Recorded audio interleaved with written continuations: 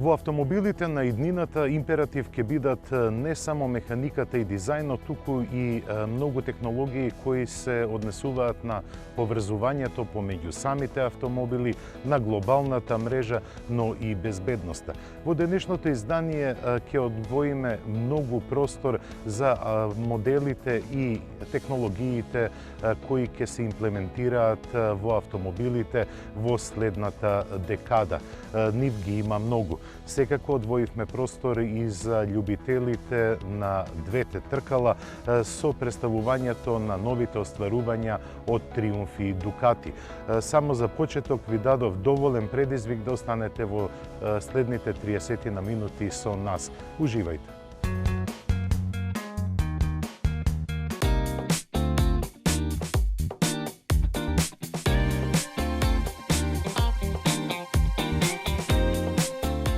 За ситуациите во кои што сте без решение, земете семеен пакет Одличен 7 од Евроинс. Пакетот вклучува осигурување од незгода, патничко и домаќинско осигурување. Одличен 7. Квалитетно осигурување за квалитетен живот.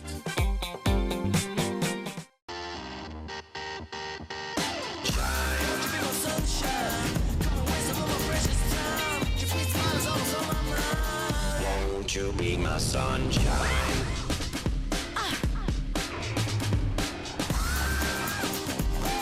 Разбудија енергијата во себе. Новиот Peugeot 208. Наскоро во Македонија.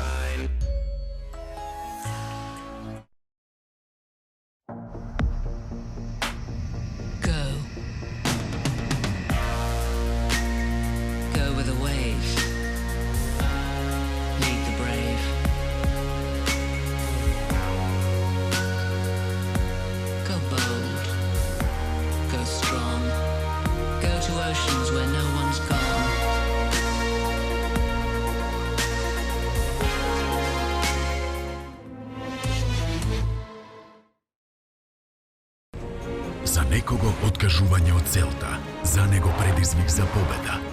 За некого потежок пат, за неа невообичаен. Новата генерација теренски возила на Mercedes-Benz. Јас сум актер во реклама за новиот современ Toyota Auris, во која сум затоа што во неја изгледам супер, затоа што се согласив да го носам овој детектор за лаги. И веруете, многу е удобен при возењето и економичен и лесен за управување. Значи, можам стварно да мислам, обично на филозофија, концерти, спорт, море на првата соседка Сандра. Многу е убава, просечна е. Брат, ова чудо е осетливо.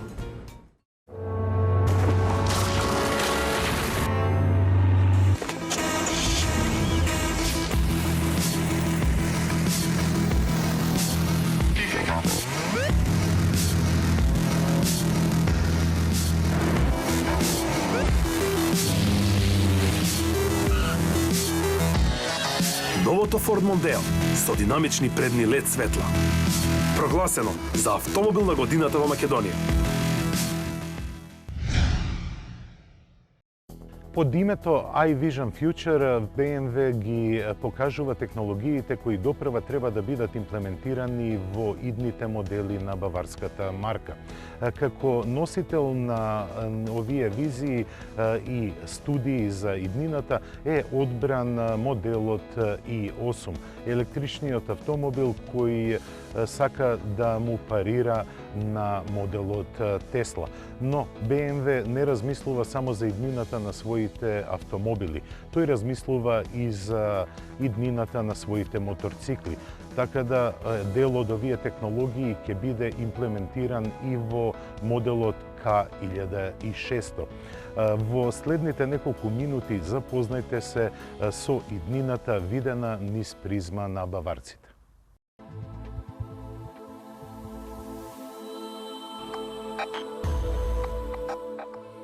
BMW дефинитивно е еден од најактивните автомобилски производители на полето на напредните технологии. Затоа и реши да се коцка со предвидувањето на иднината и ја покажа својата визија како ја замислува дека таа треба да биде. но блиц погледот што ни го подготвија баварците длабоко задира и во иднината. Покажаното со него е многу повеќе од збир на инженерски акробации. Сигурни сме дека дел од овие технологии многу брзо ќе станат реалност која ќе ни го олеснува секојдневниот живот. Концептот со ознака iVision Future Interaction однатвор е стандарден i8 Spider без врати.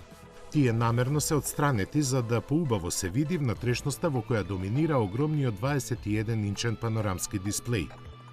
Поставен е пред со возачот за да премногу не го одвлекува вниманието на возачот. Нему пак му е наменета комплетно дигитална инструмент табла, всушност 3D екран и head-up дисплеј во висока резолуција. Бројот на копчиња е драстично минимизиран со помош на командувањето со гестикулации и глас. Со тоа се демонстрира како ќе изгледа внатрешноста на автомобилите и како ќе функционираат новите начини на поврзувањето на возачот, возилото и околината. А тоа не може да се види, туку мора да се доживее. Причината е она што навидом изгледа како екран чувствителен на допир, всушност овозможува да се контролираат возилото и системите во него без воопшто да се допре. Технологијата која му овозможува да функционира на интуитивен начин со гестикулации е наречена AirTouch. Употребува сензори кои ги следат и снимаат движењата на рацете во просторот, меѓу ретровизорот и централната конзола. Дополнително, површината на централната конзола е чувствителна на допир.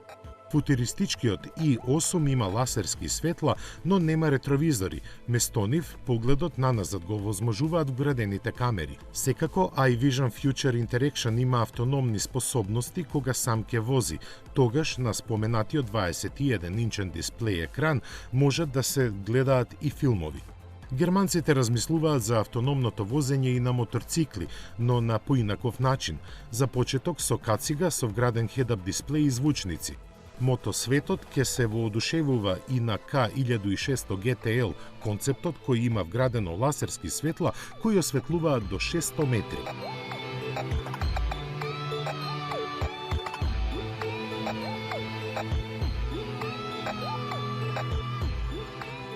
А сите нам веруваме најинтересни ќе ни бидат само паркирањето и интернет базираната технологија која ни праќа SMS кога некој го има удрено нашето возило на паркинг.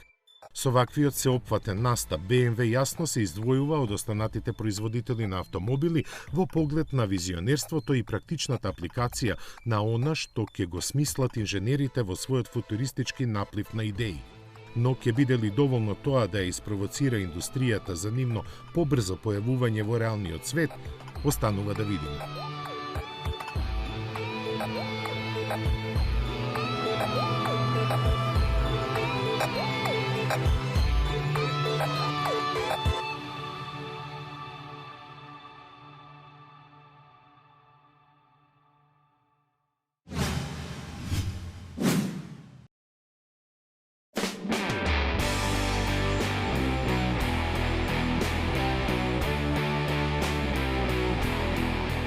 Февруари е најдобар момент за купување нов моторцикл пред сезоната.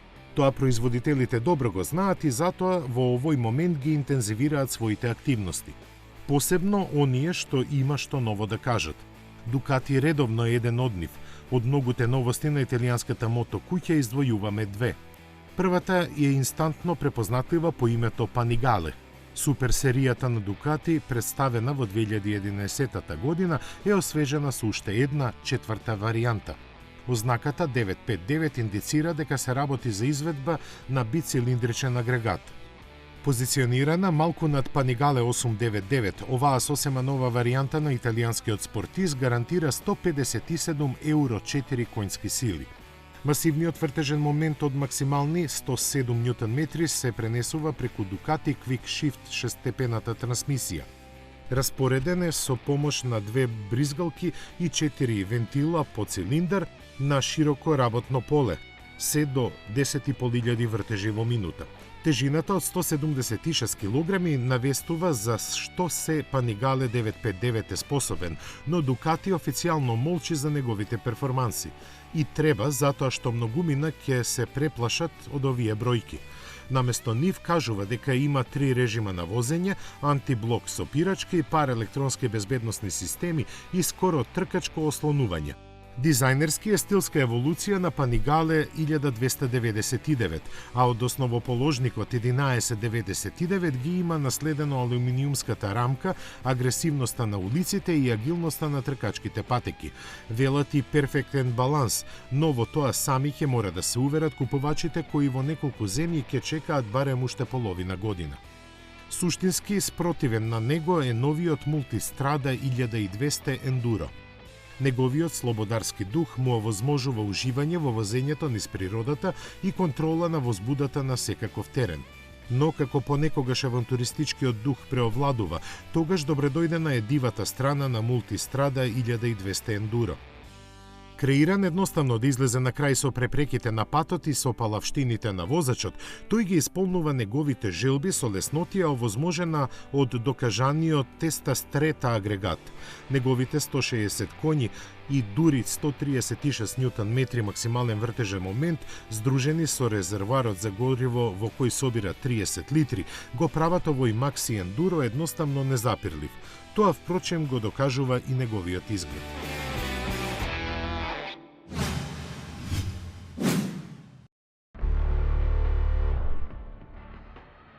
Моделите Speed Triple S и Speed Triple R се сигнал дека легендарниот британски мотопроизводител Triumph влегува во нова ера.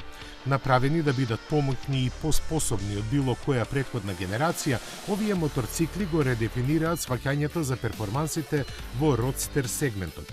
Основа им е новиот трицилиндричен агрегат со 1050 кубни сантиметри и 140 коњи, кој им обезбедува карактер на улични борци.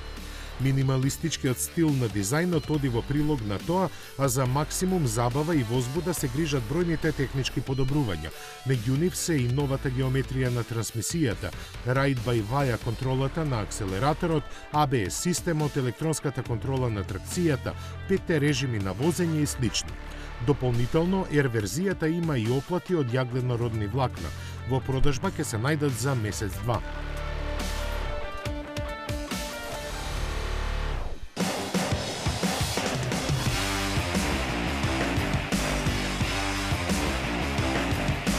Неодамна и Toyota не запозна со својата визија за иднината. Пред се, овој производител е пионер во имплементирањето на хибридната технологија во автомобилите и освојува се поголем дел од пазарот со нив. Но во иднината Toyota мисли да ги намали своите автомобили, да бидат персонални превозници, но и да користат современи технологии. Една од нив е и добивањето на електрична енергија од горивни кели. Во следниот прилог ќе ги видите Toyota FCV и Kikai.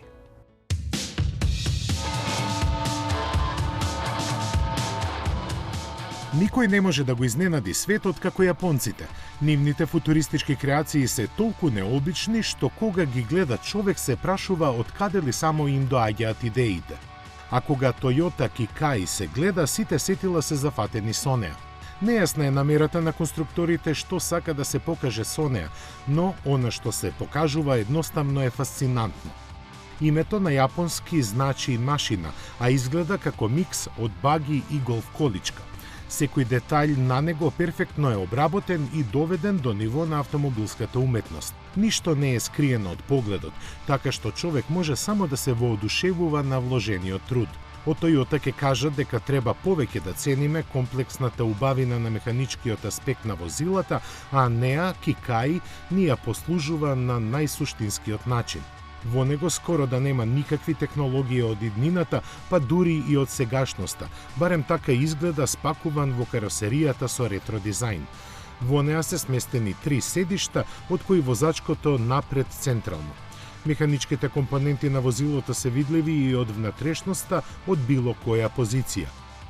Далеко од модерните форми кои преовладуваат во ова дигитално време, Кикаи предизвикува нашите чувства спротивно да се однесуваат од, например, кога го гледаме концептот на Toyota со ознака FCV+.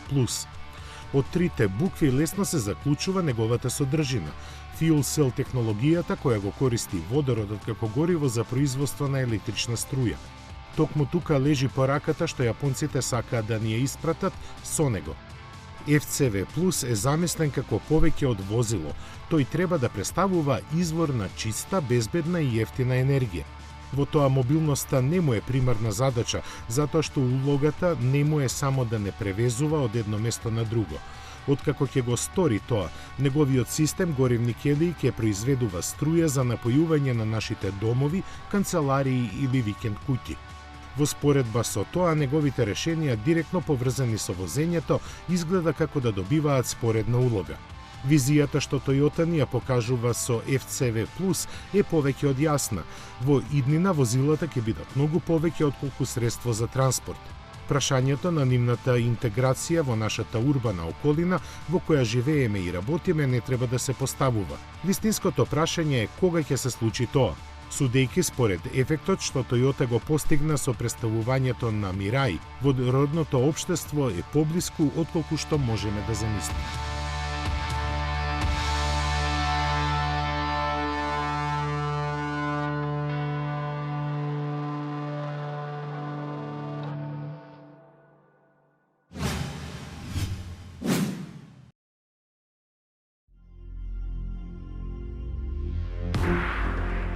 Две децении по појавувањето на Porsche Boxster го смени своето име.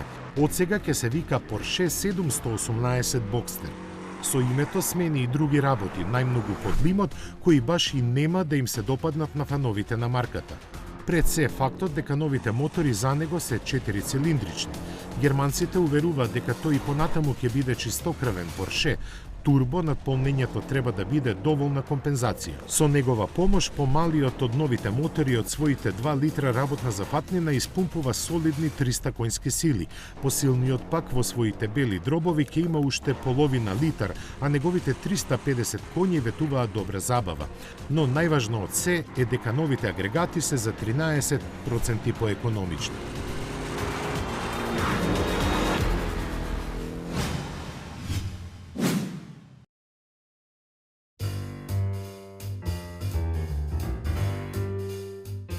Тој е мал, има 3 тркала и направен во Америка. Тоа е формулата со која Елиос Моторс ги убедува купувачите во предностите на своето интересно возилце со ознака P5.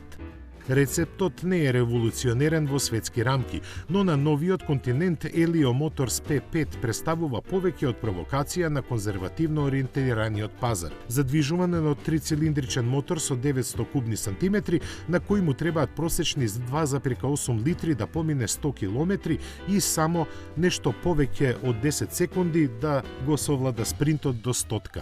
Амбициозните ќе стигнат до максимални 160 км на час, но пред тоа треба да застанат во редот за него во кој веќе се наоѓаат 47.000 потенцијални купувачи. Сите тие се подготвени да платат по $6.800 и да чекаат до крајот на годинава на стартот на неговото производство.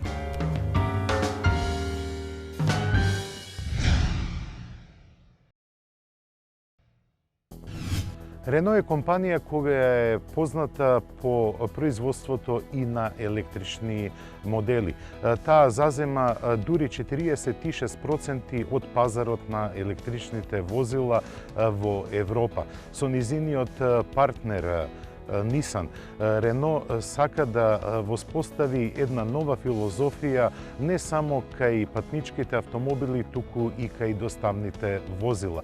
Во портфолиото на Рено постојат 4 модели кои користат исклучиво електрична енергија како погон. Па погледнете кои се тие.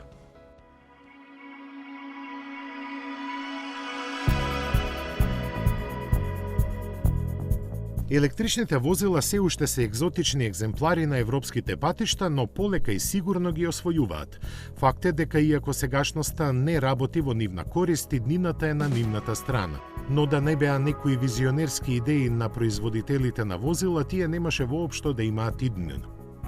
Еден од најзаслужните што денес воопшто зборуваме за електричните возила е францускиот Рено. Во времето кога другите се концентрираа на развојот на хибридните технологии, во Рено одлучија да ја прескокнат таа фаза и сите сили директно да ги насочат во корист на електриката. Храброста им се исплатеше. Минатата 2015 година француската марка беше лидер на европскиот пазар во продажбата на електричните возила. Бројките уште се премногу символични за да имаат некакво позначаен ефект врз целокупниот наш живот, но треба да се споменат. А тие кажуваат дека лани Рено во Европа има продадено малку на 23.000 електрични возила, што е пораст од импресивни 49% во однос на претходната 2014 година.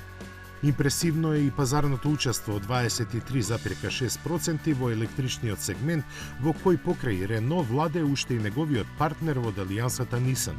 Заедно двете компании во последните неколку години имаат инвестирано 4 милиарди евра во развојот на електричните возила.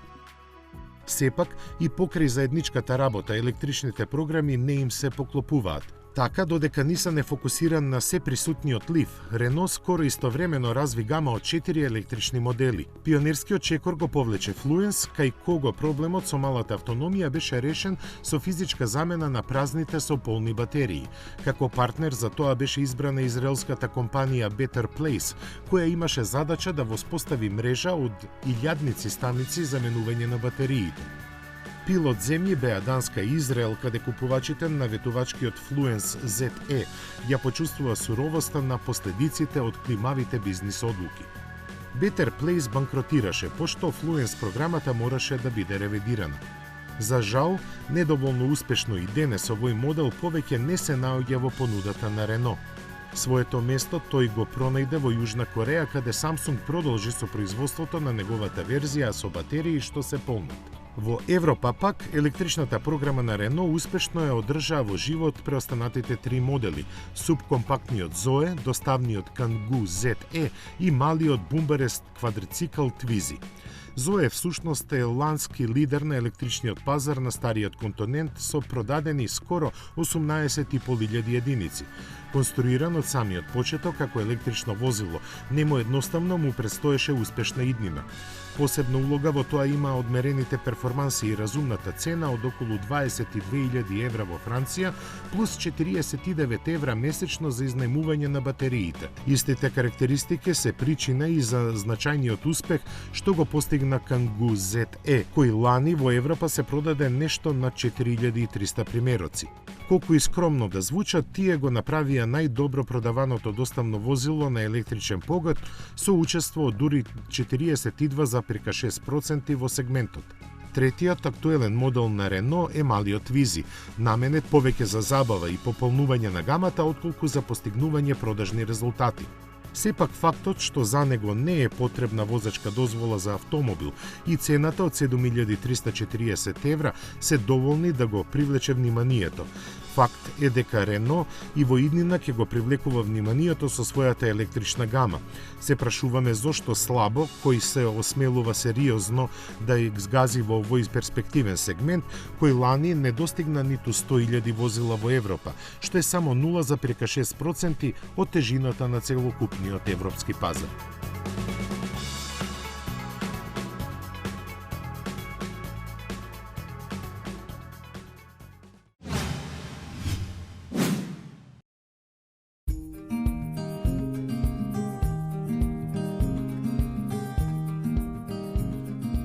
Ауди објави дека ја подготвува својата фабрика во Белгија за производство на големи серии електрични возила. Прв од низа ќе биде кросоверот Q6 кој ќе пристигне во 2018 година.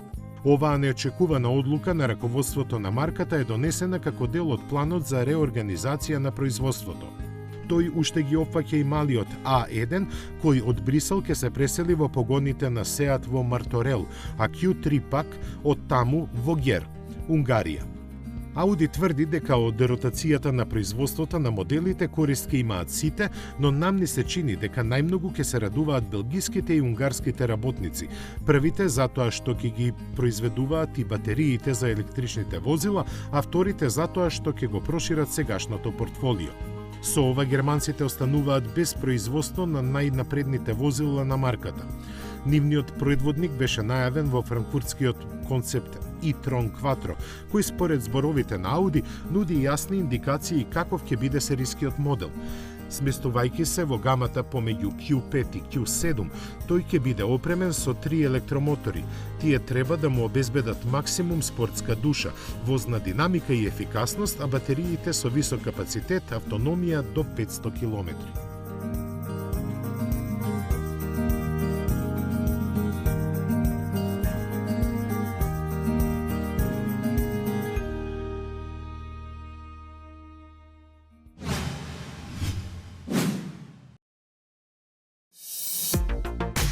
Европската агенција за испитување на безбедноста на автомобилите Euro NCAP имаше полни раце работа во годината што измина. Сублимирајќи ги резултатите, тие секоја година ги прогласуваат најдобрите меѓу најдобрите од тестираните возила.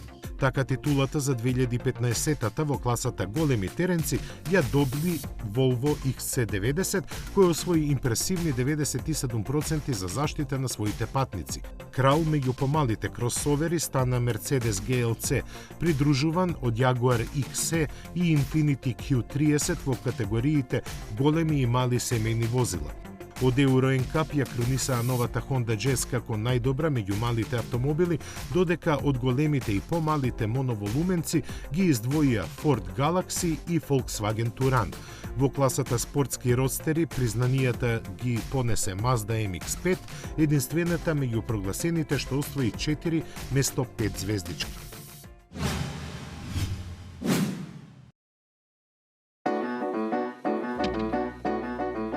Ферари не ги остава своите љубители мирни. Кога нема што ново да им понуди, ке смисли нешто специјално.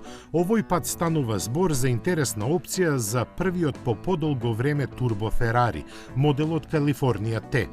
Наречена Handling Speciale, таа е наменета за оние кои бараат поспортски возбудувања од овој модел. Пакетот подобрувања се состои од софтвер за побрзо менување на степените на пренос, потврдо ослонување и нов издувен систем со поубедлива акустика.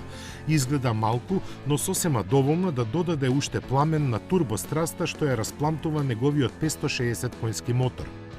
За оние пак кои повеќе се по естетиката, Ферари на салонот на автомобилите во Брисел се представи со специјална изведба на Калифорнија Т од програмата Tailor Made. Се работи за серија уникатни зафати со кои во овој случај им се одава почест на успесите на возилата на марката на фамозната трка 24 часа СПА. Посебно во фокусот беше внатрешноста во која е пренесен амбиентот од ланскиот победник Ferrari 458 GT3 во Pro Am категоријата.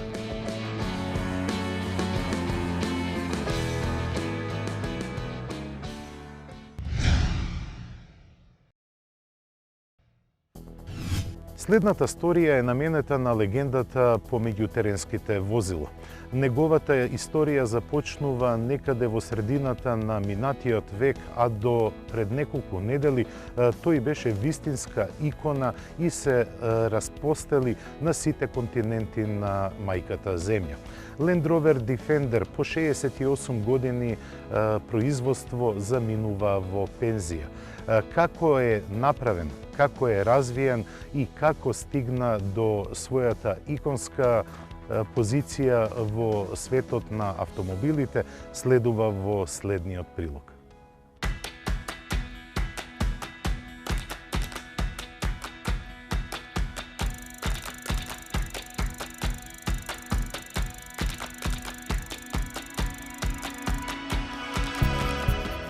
Постојат многу автомобилски легенди, но само малку од нив стануваат легенди додека се произведуваат.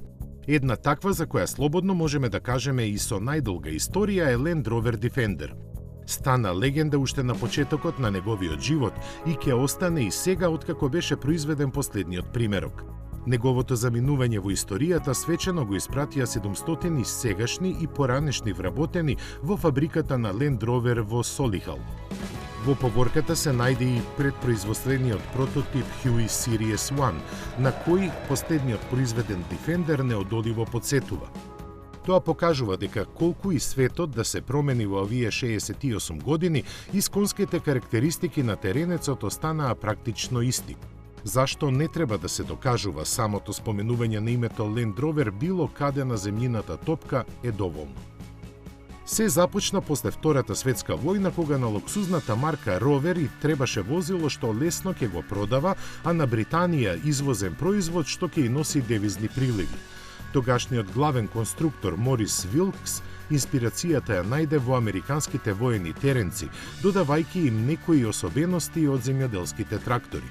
Првите прототипи имаа каросерија направена од алуминиумско-магнезиумска легура за да се заштеди на челикот кој во тоа време тешко се набавуваше. Формата на каросеријата беше коцкаста заради тоа што сечењето на панелите од овој материјал беше далеку поедноставно отколку нивното обликување. Успешно поминатите брутални тестови резултираа со појавувањето на првиот сериски Land Rover во 1948 година. Промовиран на саемот во Амстердам, тој беше достапен само во една боја – зелената, затоа што таа остана како воен вишок од времето кога фабриката произведуваше авиони за британската армија и чинеше 450 фунти. Намерата на Ровер беше теренецот да се произведува само 2-3 години, колку да се заработи нешто додека пазарот на автомобили не се стабилизира. Тогаш ниту тие, ниту светот не беа свесни какво ќе биде значењето на незапирливиот офроудер. Во годините што следаа, производството на автомобили се возобнови, а името Land Rover се издвои како засебна марка, останувајќи и ден денес на еднакво, дури и на повисоко рамниште. Моделот успешно се приспособуваше на тековните трендови, се во него и на него се менуваше, но заедничко на сите генерации што следеа им беше изгледот. Првата серија на Land Rover имаше бензински мотор од 1,6 литри и 50 конски сили и меѓуоскидно растојание од 80 инчи, односно 2030 мм. Горниот дел од вратите и покривот беа опционални, по избор од платно или метал. Заради тоа и беше класифициран како комерцијално возило, што овозможуваше купувачите да бидат ослободени од дел од даноците, но ја ограничуваше неговата максимална брзина на само 48 км на час. 6 години подоцна се појави подолгата верзија со меѓуоскидно растојание од 86 инчи и посилен дволитарски мотор, а гамата беше дополнета и со пикап верзија. Развојот и ширењето на понудата потоа течеше според поборувачката на купувачите, кои веќе започнаа да го препознаваат. Меѓу нив беше и британската армија, која го однесе на секое ќоше од планетава каде беше присутна. Се понатаму веќе е дел од историјата. Навистина е тешко да се издвојат неколку најинтересни моменти од животот долг 68 години, колку што има Defender. Еден од позначајните е што неговиот 2 милионит произведен примерок стана и најскап Land Rover во историјата, бидејќи на аукција беше продаден за 400.000 фунти. Друге што во 1992 година истражувањата на компанијата покажаа дека 70% од сите произведени возила дотогаш се уште беа во употреба. Трете дека кога пред 3 години се појавија вестите за крајот на неговото производство, се огласи една компанија од Шри-Ланка која беше подготвена да го презеде и задржи во живот. Од тогаш не се слуша ништо за оваа идеја, но светот уште долго ќе слуша за Land Rover, затоа што тој е оригиналот и има вредност со кој успеа да остане цели 68 години. Неговиот наследник кој е во развој ќе биде сосема модерен и ќе има радикално сменет изглед, но и робусна механика и ултимативни теренски својства. Инаку нема да може да го носи името Land Rover. Верувам дека изминатите 30 на минути со нас беа интересни и возбудливи. Ви ветуваме дека и во следното издание на Автомагазин ќе следуваат интересни содржини. До тогаш ве поздравувам и ви посакувам се најубаво. До гледање.